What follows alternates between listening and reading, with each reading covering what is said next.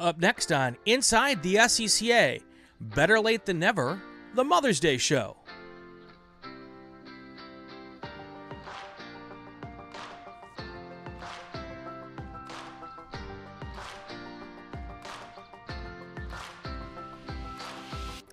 Welcome to Inside the SCCA. I am Brian Bielanski. Episode, I'm going to guess 165 or so. And yes, I know this should have happened like 2 weeks ago. Mother's Day was a while back. My wife reminds me I was at Portland for Mother's Day doing what racers do, and that's leave mom behind to go racing. But I've always wanted to do a Mother's Day and a Father's Day show. So, and I decided, you know what, even though I'm not doing it on time, we're going to do it. And joining us for the show today, a mother-daughter racing team, Nikki and Kayla Etherington. How are you two today? We're good. I'm doing great. Welcome to the show, and thank you. So I apologize that this wasn't on time, but I think being a racing family, you probably understand how all of that kind of stuff works. Mm-hmm. So I asked the same question to every first-time guest on the show, and I will start with Nikki because I have a really good idea what Kayla's answer to this question is going to be. But I'll start with Nikki. How did you get mixed up in this awesome sport that we love? Absolutely, and it's actually a little bit similar to Kayla's in the sense that I grew up with my dad racing. Okay. So he started off with autocross, went to pro solo, and then ultimately ended up in road racing. And so I grew up going to races. All of our vacations were basically somehow related to racing.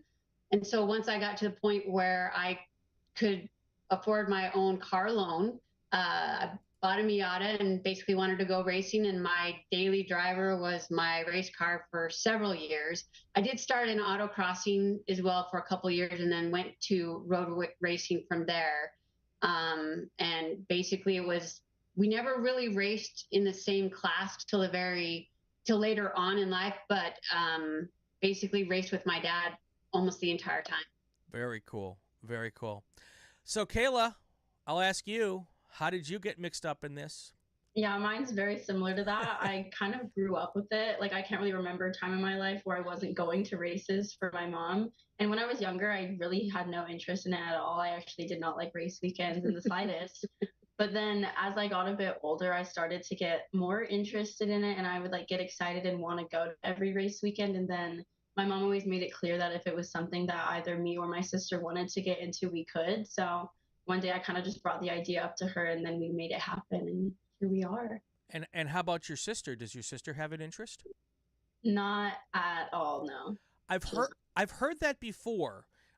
We've interviewed a couple of other fathers or sons, and when I ask that question, it's not uncommon that one sibling is all in and the other one wants to go sit and play Xbox all day. Yeah.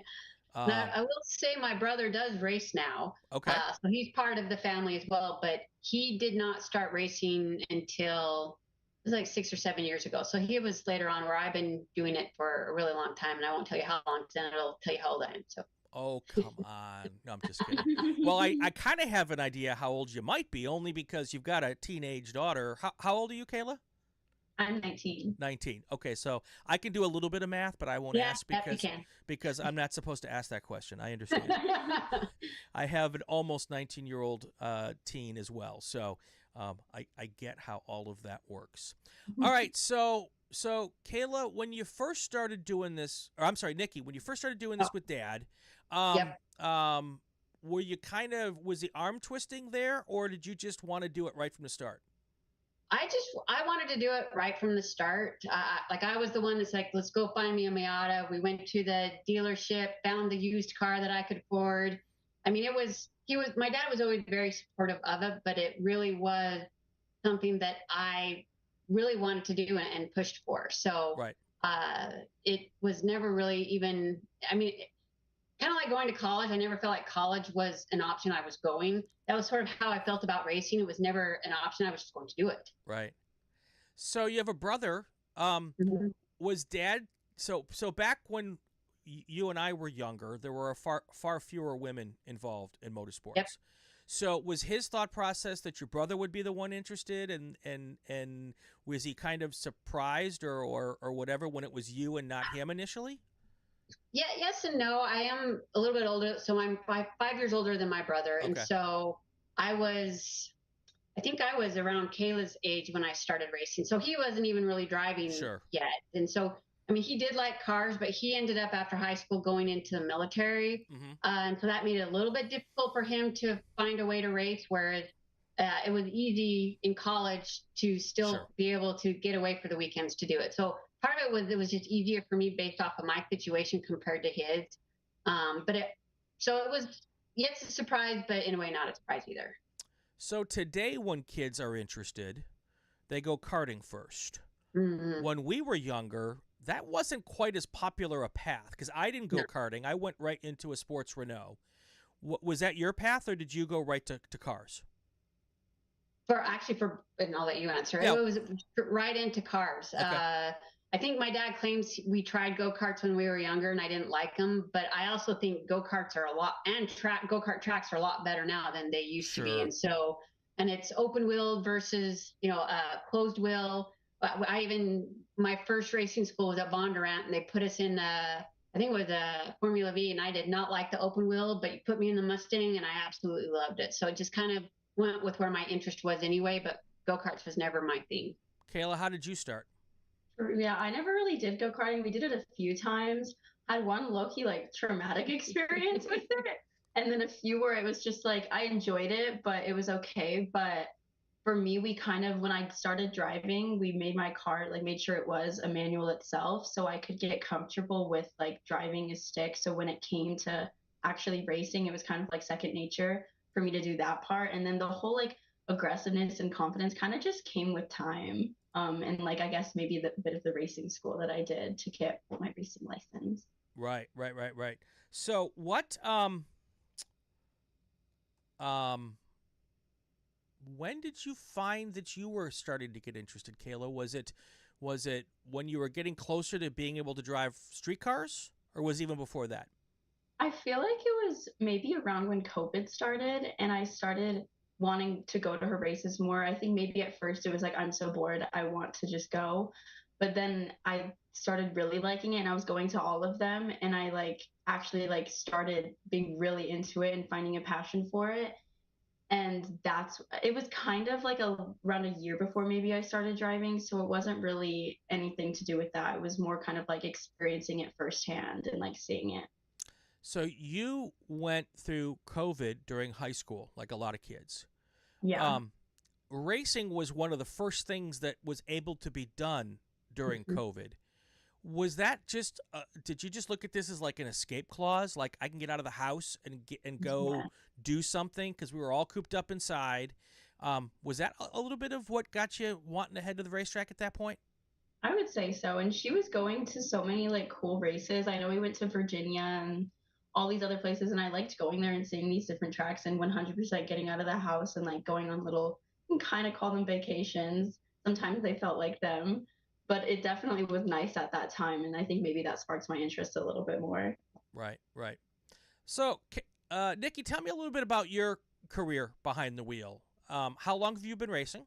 Or give me a ballpark. Okay, yeah. So I have been racing off and on, took a few breaks for children. Sure. For over 30 years. Okay. And I was terrible at it at first. I was not a natural, but at the same time, I realized later on that part of it was because my race car was my daily driver. Mm-hmm. So during the week, I'd leave the stickers on and I'd drive my Miata without AC, drive to work. And then on the weekends, my dad would tow his race car and then I would drive following him to the track. Okay. I did that honestly for probably the first 10 years. And so I was always frustrated because I didn't feel like I was that competitive, and then had a racing friend that let me borrow his car for a weekend, and I just magically went faster. And it realized then that there was somewhat of a mental block as far as how willing I was pushing the car, because I knew if I wrecked it, I'd have no way to get to work the following week. So Sure. That was a big part of it. And then got to a point where my dad was able to help so that I could have a race car outside of my daily driver. And then that's when I really feel like I was able to pick it up and be a little bit more aggressive. Though at the time, he ended up actually going and working out of the country for a couple of years. And he was always my go-to. Like, we would always plan races and I would go with him. And so, I was somewhat afraid that I'd have to stop racing, but had some great racing friends. Michael Pettiford on one side in Colorado. I had Dave Mead on the other side, which is on the Seattle side. That having a network of friends allowed me to keep racing. And I think it kind of helped too, where they almost, well, especially Michael, they were coaches for me as well. So I started getting a lot more feedback as far as how to be more aggressive. And from there, I just kept getting better and better. Right. What was it like driving your daily driver to around as a daily driver with the stickers on and hopping out of the car and there's this young lady who's driving a race car back and forth to work? I'd get a lot of strange looks. And I mean, in the car, because back then it was an SSC, so we couldn't take off the muffler. Like, it just sounded like a little whoosh Miata. And then for my job, I had to wear suits to work. And so just getting out of this race car in a suit in the summer, because we grew up in Utah, in summer it'd get pretty warm where I was just like dying. And so I'd get people that would ask, and I honestly wasn't very vocal, and I wouldn't just proactively tell people that I raced, because I didn't want it to feel like I was trying to show off in a way. But I also didn't have a choice when I drive up to my client's parking lot in this car with these numbers and people are going to ask questions. So I'd end up having to explain it a lot, and even to this day still do. So, but back in the day, we've talked about this a bunch of times on the show.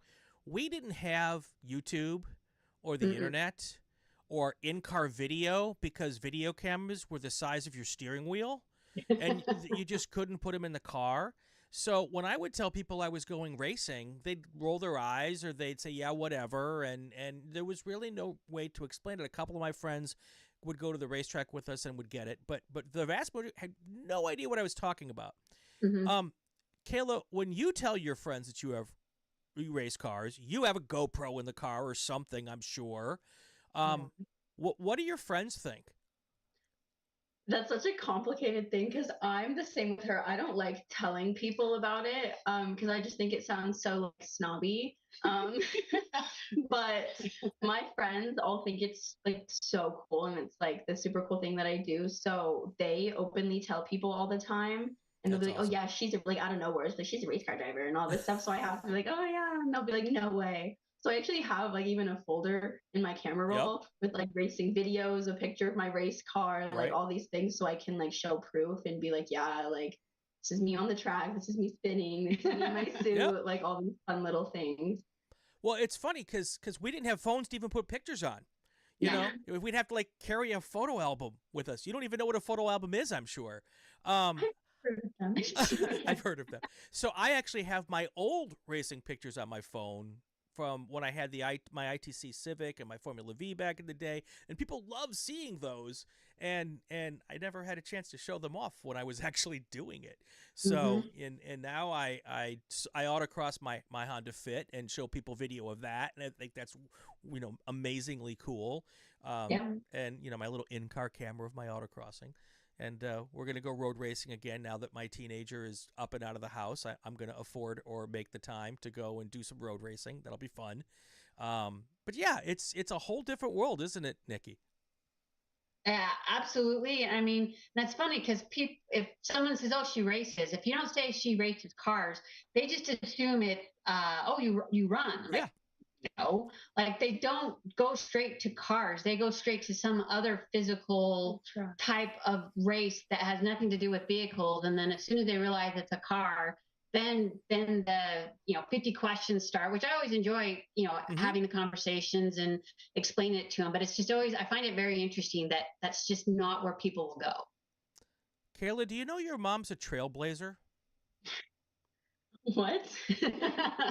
Well, no, because when your mom started, there were very few women racing. Your first race, driver school, were you the only woman in the driver school? I was the only person in the driver school. So. Okay. But Nikki, were you the only woman in Oh your? yeah. Oh yeah. There's a picture that's in my dad's garage that when I was in the driving school, I was this very trying to act cool 16-year-old, because that's actually when I took the class. Right. And I'm just surrounded by a bunch of guys. Yep. It just, yeah, there were not a lot of women. I did have the opportunity earlier on in my career to race with another woman, Lynn Griffiths, who still races. So it was great to be able to race with her, and I became pretty competitive at one point. But again, that was rare, where I really felt like it was her and I for the longest time. Whereas even now it's getting better. It's not where I would like it to be, Sure. But I will say that the amount of support that the racing community has given Kayla, as she's even in these first couple of years, it's been like, makes me very proud of the SCCA and of the racing community, how they just will gravitate and they just want to help our young folks, regardless of gender, help with racing. And that's what I like. Did you have that support when you started? No, I did not. I was the one where if I was working on my car, or even if I was in the impound or the field, they just automatically would assume my husband or my brother was the racer, not me. And even if I was the one working on the car, no.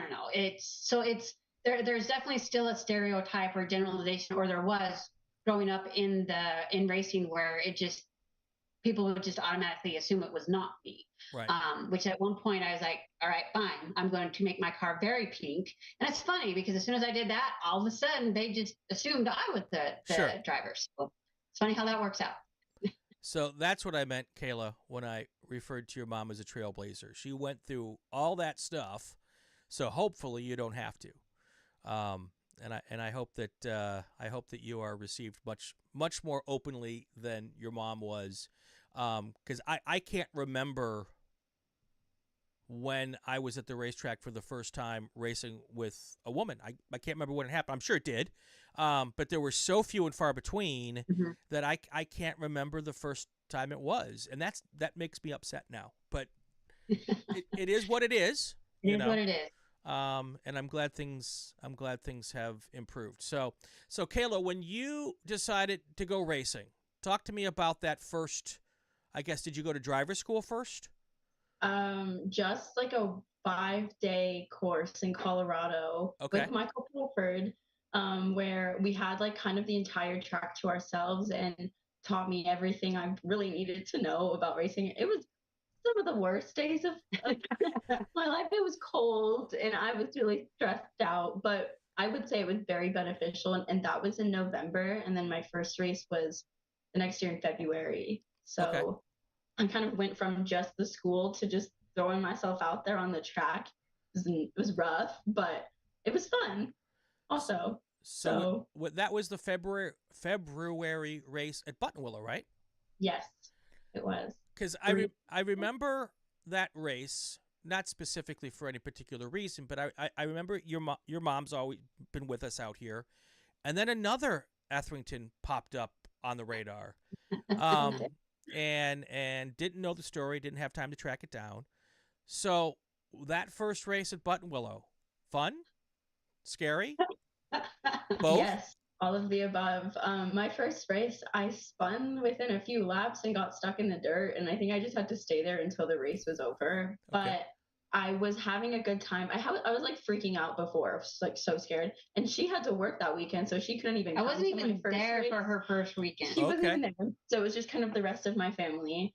And I remember going out there and kind of just like immediately feeling a bit more at ease and being like, oh, like, it's just fun. Like I get to just drive around. Like it was so much easier, not easier, but less stressful than I expected it to be going out there. And even once I spun, I was just like, oh, well, that sucks. And then the next day I just went out again and tried again. And every race going on, I felt the stress beforehand become a little less intimidating, and I could like feel more relaxed. It's still bad, but like it's better for sure.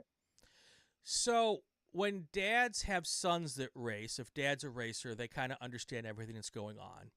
And moms freak out when their son goes racing. So I'm guessing, Nikki, you kind of had an idea what Kayla was going through, so you had an idea. Yep. How's dad with all of this? I think he's used to it a bit. Dad doesn't have a choice. Well, okay, so let me ask you. I know he doesn't love that I do it. Like, if he had a choice, he wouldn't want his young daughter to be flying around in a race car with other cars out there, but he's been supportive of it, and he's always there to help when he can, and I would say he does a great job. Yeah, he does. Does Dad race? No. Okay. No, he likes nice cars, but he doesn't want to run the risk of hurting nice cars. I can appreciate that. Yeah, I can too. Yeah, that's cool. That's cool. So, Nikki, how far along have you been to the runoffs? What's your path been over the years? I have a handful of times. I've been at Mid-Ohio a couple of times. I went the year it was in Topeka. And then I've also been to Road America a few times as well.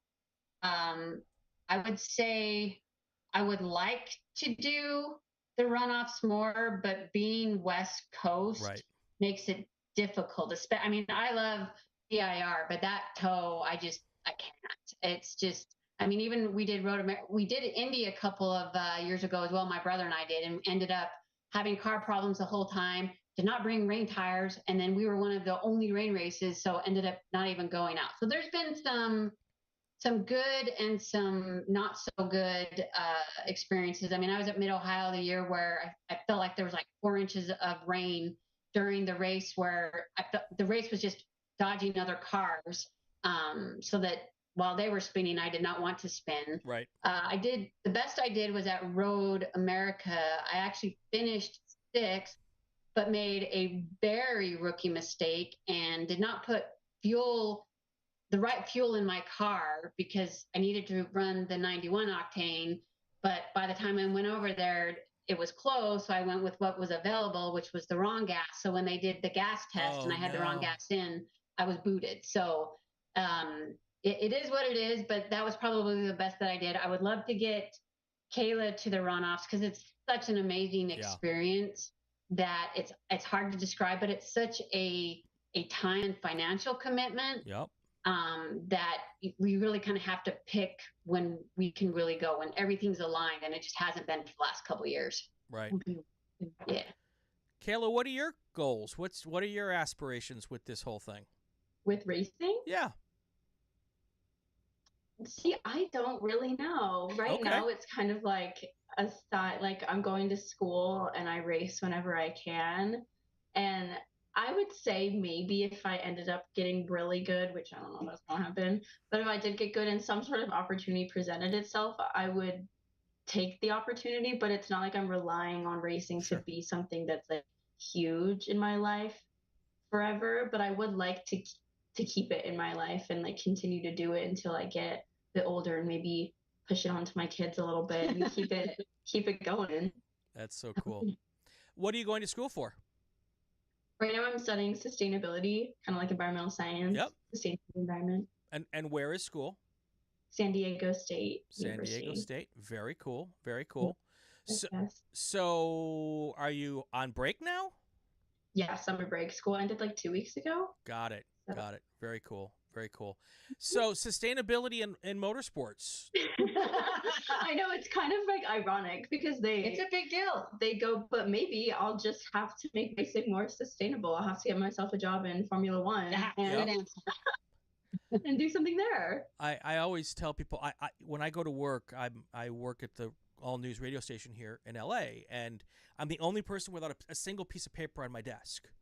And they're like, how do you take notes? I'm like, I type them in the computer. Well, why don't you get a piece of paper? I'm like, because I kill the environment with race cars. And my little bit to try to make up for that is to not use paper as much as I possibly can.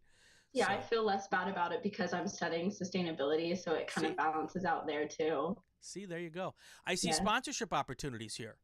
Sustainable fuels, an environmental protection company should be sponsoring you. See, I've got it all set up for you. Perfect. Yeah, very cool. Very cool. So we had a situation this past weekend at the Super Tour where we had a driver who had a rollover wreck in the Formula V race. And his son was racing in the same race and saw the whole thing happen. You don't know. I know his story, which is what I'm leading into. Kayla just now Kayla knows what I'm going to ask. Yeah. And he was following his dad, couple cars back, saw the whole thing happen, had to drive around the racetrack and wait for word that Pop was okay. I understand from an inside source that you and your mom have had a similar situation. Tell me about it, Kayla. Very similar, yeah. It was at Seattle, I think 2 years ago, maybe 3 years ago, 2 years ago. And it was a rain race. I was in the very back of the race, I would want to say, and she was kind of in the middle. And we were on the front straight. She was going through this little kink, spins, rolls.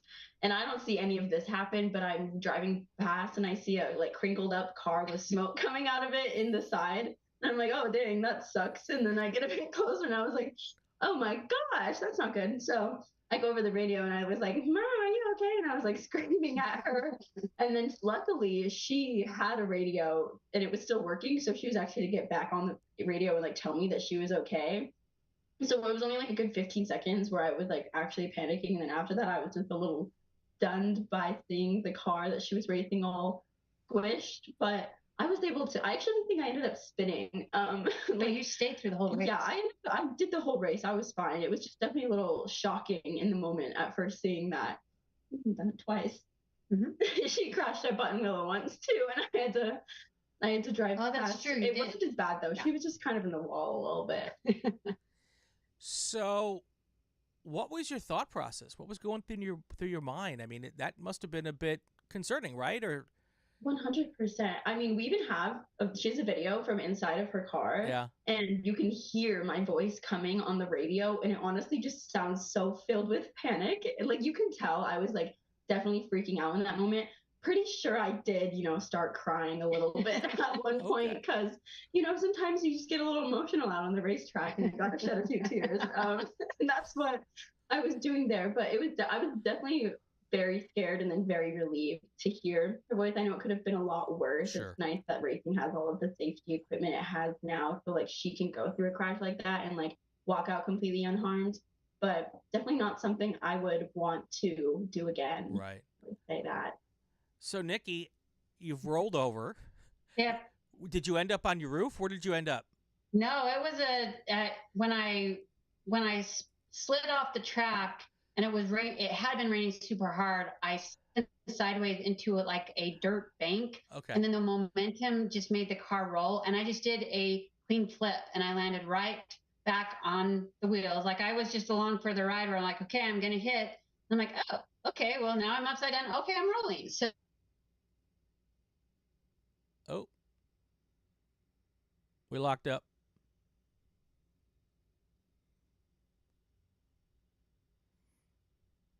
Did I lose you?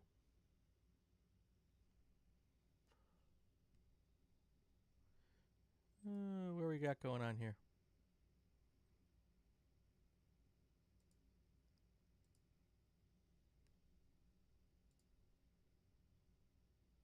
Uh-oh. If you can hear me, I have lost you. Oh, there you are. Ooh, that scared me for a minute. Don't know what happened there. Apologies. That's okay. It happens. Let me get you back loaded in here. Stand by. Hold on. Okay. I don't know why I kicked this off. Welcome to technical stuff. Yes.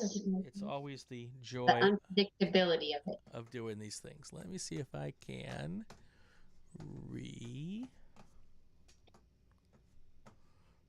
oh, there it is. Got to have the right mouse. Okay, now we're back. Apologies. That's okay. Don't worry about it. So when you get back on your wheels, are you thinking, oh gosh, Kayla's probably seen that happen? Yeah. And freaking out. So that literally was my first reaction. Yeah. So I was more worried about telling her I'm okay. And then that's when the corner worker saw that I was talking with her on the radio, and he's like, I guess you're okay then if you're, having a conversation. I'm like, yep, I'm all good. So it made it, the radios really were it was nice to have because I had experienced not the same, quite the same, but I've seen my dad wreck and we did not have radios, and it definitely does something mentally to your, like, you're more worried about them. It's hard to focus. So the fact that we had radios and I could tell her right away I was okay, was definitely a good thing. So, Kayla, how many laps did it take you to bring the adrenaline down and get back focused on the task at hand? I don't think I ever fully got back to like my full confidence, but Right. I think there was there was a full course yellow for a few laps. Sure. So I think once the race was back to green, like I was doing better, but no matter what, I was like, well, I don't want to end up on the side of the road. So I was like, let me chill a little bit so it's not both Etheringtons going out this race. Exactly. So on the flip side, Nikki, have you driven past Kayla off in a crunch anywhere where you've had to been worried about her? Not in a crunch. She's blown a few motors, so I've seen her on the side of the track. And she has spun out before. Okay. But again, we always have the radio, so we're always able to talk. So I haven't really had to worry about her yet. Right. You also have years of experience and the understanding that for the most part, what we do is relatively safe. Yes. You know, we've got a lot of years of experience in safety equipment and designing roll cages and cars. You also race the Miata, which is probably one of the toughest race cars out there. And obviously things can happen. There's no perfect world that we live in. But you probably have the confidence that you've put the cars together properly and everything is there. Yep. And if something happens, you know, you're going to be worried like any mom would be worried. But you got a fairly good, hope that, all things end up on the good side of things. So, so how cool is it, Nikki, to be out there on the racetrack with your youngster in tow? It's super cool. And she is a natural. Like, I was there during her the racing school she did, and I could tell her first session out in a Nissan Sentra, but she's just how aggressive she was. Like, she was a lot more fearless than I was. I'm like, oh crap, she's going to be good. And it's made me a proud mom to see how well and how quickly she's adapted to racing. I mean, she's already beat me, and it was one of those things where it was mixed emotions, because the competitor in me was so frustrated as I'm going by the checkered flag. I'm like, I just got beat. But then, like, the mom in me is like, oh my gosh, I'm so proud. My child just won the race. So it was a very strange moment for me. So you got beat head to head. You didn't have any car problems. She legit beat you, right? No. See, she always does that, but she always leaves out how I was on like brand new tires and her tires were horrible. And I think there was something wrong with your car too. Well, starting to go soft. Okay. But there was no serious. I mean, she beat me and she deserved it. There was nothing, like, she won. And so I'm trying to teach her, not a win is a win regardless. Right. And so I'm trying to teach her that it's not, I won, but I shouldn't have because of this. No. A win is a win. I did win. You did win, but you did beat your mom. So, Kayla, did you have to pass mom to win? No, I think not that race. No, okay. No, I don't think I did. I think I was really stressed. I was so stressed about this race because I knew on the start, I think she was starting on the inside and I was starting on the outside, kind of like right next to each other, but I was a little bit in front. So I was worried that since she's obviously so much better at starts than I am, that she was going to be able to, she's a lot more aggressive. She's going to maneuver her way to get past me. But I assumed if I could keep her behind me at the start, then I could probably keep her behind me for the rest of the race. I think there was even one point when, no, that was a different race. That was a different race. But other than that, I think she just was behind me the whole time, and I just really had to focus on keeping her there. And she definitely like toyed with me a little bit, I'm pretty sure. And she was right there for a little bit. It was very stressful trying to keep her there, but it was a little rewarding knowing that I was able to not like make any mistakes even when I was under a bit more pressure. Absolutely. So how hard is it to pass mom? Let me ask the question differently. How hard does mom make it to pass mom? Mom's good at not letting people pass her. Especially me, I'm still having to really focus a lot on just the basics of being out there, like when to brake, when to turn in, when, like all those things. So it's a bit harder for me to pull all my focus on like the perfect time to pass someone. And like, I know like late braking is good, but other than that, like I'm still trying to work on all of that stuff. And she, I would say maybe is a bit better at it than I am. So I don't know if there's a point where I've actually like passed her, but I know other people definitely struggle to get past her sometimes. Right. Sure. Nikki, do you work a little harder to keep Kayla behind you than you might work to keep someone else behind you? Oh, for sure. And I use it, well, there was a race where we started side by side and you did get ahead of me. So that I count that as you passing me. But yes, I do. And I learned it from my dad, because my dad was also very good at messing with me and trying to, I'm not trying to intentionally mess up her race, but I'm also like and I use it as a learning lesson too, because I'm watching mirrors. Okay, so how did she do on this turn? Oh, she turned too soon. It's like, oh, did you see right here? I got more space than you now, but over here you caught up with me. So it's kind of, I probably am more in mom mode than competitive mode than I should be, because I still want to try to help her continue to improve. So Sure. Trying to say, hey, you're doing this corner better than me, but this is where you need to improve over here. So it's kind of more a little bit about that. Than anything else. But at the same time, it's like, I'm not going to give it to her either. She's got to work for it. There's going to be a time when she's just better than you. I know. And it's going to be sooner than I want to admit. Give me a few more years. I know. Are you prepared for that, Nikki? I will be.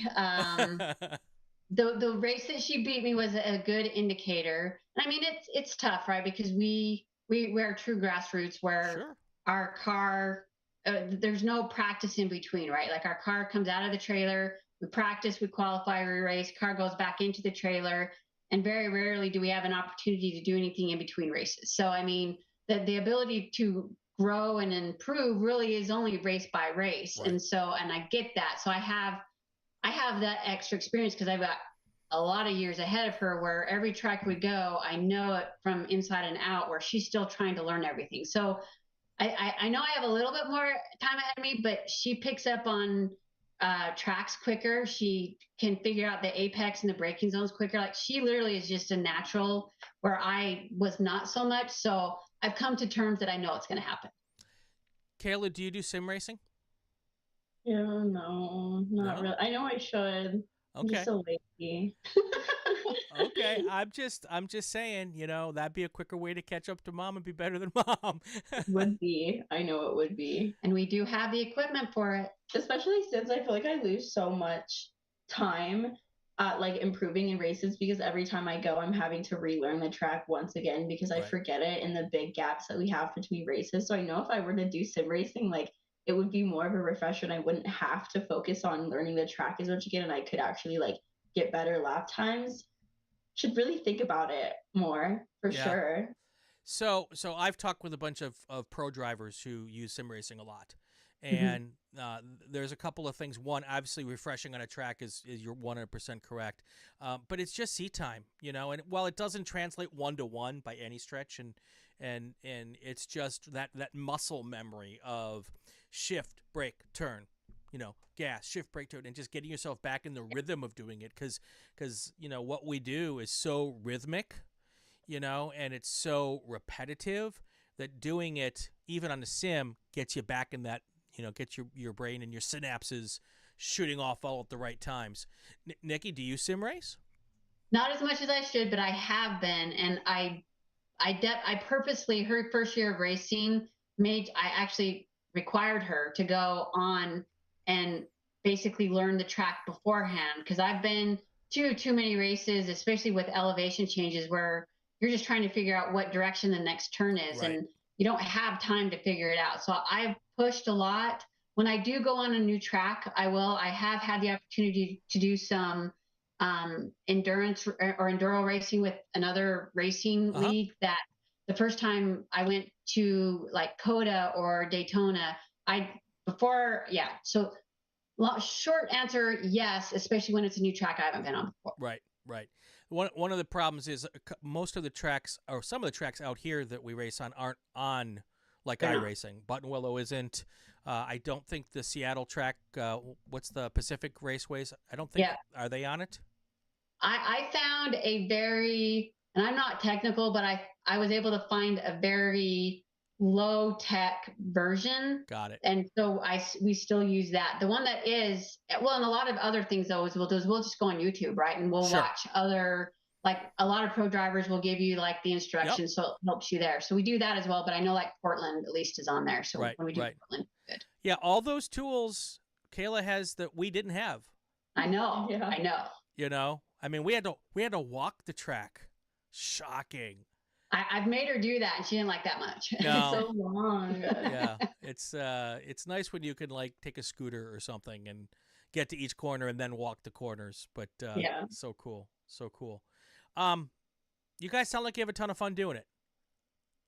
I think we do. Yeah, we do. It is pretty fun. So now maybe it's a father-son dynamic, but my dad was I was not welcoming of his advice and coaching. Kayla, do you let mom give you coaching advice? Do you guys get along well enough to let that happen? Like yes and no. Okay. I think sometimes I'm not open to it because I want to just do what I'm comfortable with and what makes me feel good. But I'm also very aware that I'm feel surrounded by people who are very experienced and very wise in the racing world, and I should be open to taking their suggestions and such. So I would say there's a balance of some things that I'm willing to accept and not accept. Depends on your mood. That's true too. Shocking. You gotta criticize me when I'm in a good mood. Shocking. Before I get to my last couple questions, I need to thank the people that help us do this. Racekeeper is the official in-car camera of Inside the SCCA. They are the folks who if you see my very slow autocross videos, those are all on Racekeepers. It's not the video's fault that I'm slow. I'm just slow. But if you want to check them out, you can go to all of their links in the show notes. Also, Solo Performance Specialties. Those folks are awesome. They are at most of the national tours and definitely at Solo Nationals, and they're online, so you can buy from them even if they're not at an event near you. So check them out as well. So thank you to them. And we were just talking about sim racing. Ray Esports is the official racing league of the Inside the SCCA. They're the unofficial SCCA sim racing league, but they're the official Inside the SCCA link. Stevie Ray's a great guy, runs that. And what I like about the Ray Esports is that most of the people sim racing are actual SCCA racers, and they treat the sim races like it's an actual race. So rubbing is not racing with the Ray Esports League. So it's always good to jump on with those guys and have some fun with them. So check all of them out in the show notes, all the links that you need. Tell them I sent you, and that would be very, very cool. All right. So do you have other mentors besides mom at the racetrack? Are there some go-tos that you have, Kayla, that help you when you don't want to listen to what mom's got to say? I would say Dave Mead, our little mechanic-y guy. He's so much more than that too. He's gonna love it. Call him that. He definitely helps a lot. Scotty White. He has helped me here and there a few times. Scotty B. White? Scotty B. White. That yeah, Scotty? Yes, I think he even pulled me into his very nice motorhome once, and we sat and watched my I think it was in Seattle, maybe last year. I think it was 2 years ago. But we sat and watched my video, and he was giving me pointers and everything. And also my grandpa, sometimes I'll ask him questions, and he likes to provide his insight as well. Very cool. Very cool. Yeah, Scotty's a friend of the show. As I like to say, Scotty B. White is a man full of opinions and not afraid to share them. That is very true. But yeah, very cool guy, extremely talented behind the wheel of a race car. So you've picked some good people to go to, it sounds like. Mm-hmm. What is on the schedule for you guys this year? What is your racing schedule this year? So this weekend we will actually be in Seattle, and we'll see Scotty. So we're racing the majors at Pacific Raceway this weekend. We will hopefully, we weren't able to make Portland because we had to move her out, and then her oldest sister was graduating from college, so there was no Portland. But we are going to try to do the Rose Cup race in July in Portland. And then after July, I think the rest of our races will be Button Willow. And then I think Willow Springs is in the schedule. So we'll go back to our Southern California races after that. Cool. Do you have any sponsors? Anybody y'all would like to thank for making all of your racing stuff happen? Ooh, we have a few. I know you're like, who? Obviously, we do. I mean, a lot of what we have. Again, Dave Mead has been super helpful for us. Michael Pettiford's been great as far as just supporting from a coach standpoint. And then I know, like, even my brother David Zink's been helpful. He's trying to get his own sponsors as well, so hopefully we can help him do that.